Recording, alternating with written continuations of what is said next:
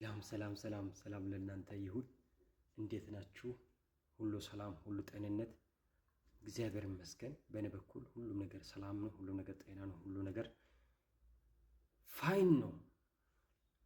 አሁንም የወይዘሮ አዳነች አቤቤ የተደበቀ ምስጢር በሁለተኛ ፔጅ መጥቻለሁ። የአንደኛውን ባለፈው ጨርሻለሁ። አሁን የተደበቀው ምስጢር የኢትዮጵያ ሕዝብ ያልሰማው፣ የኢትዮጵያ ሕዝብ ያላየው፣ የኢትዮጵያ ሕዝብ ያልተረዳው የተደበቀ ምስጢር ለማን ደብቃ እንዳስቀመጠችው እኔም አላወቅኩ፣ እናንተም አላወቃችሁ። ምስጢሩን ጎርጉዬ አውጥቻለሁ። በደንብ ጋራችሁ ስሙ፣ በደንብ ጋር አስተውሉ።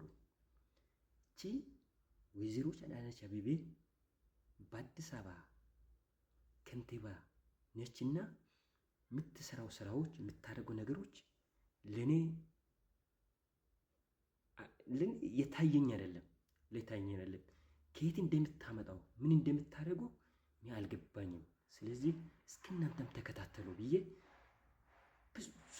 ብዙ ወጥቼ ወርጄ ነው ይህንን ሁለተኛው የሰራው ያለሁት። ነገር ግን ከእናንተ የሚቀር ነገር አለ። ፎሎ ያደረጋችሁኝ አይደለም። የባለፈው ቪዲዮ ወደ 400 ምናምን ሰው ተመልክቷል። 400 ሰው ፎሎ ቢያደርገን ኑሮ ምን ደረጃ እንደምንደርስ ታውቃላችሁ? ፎሎ እያደረጋችሁኝ አይደለም።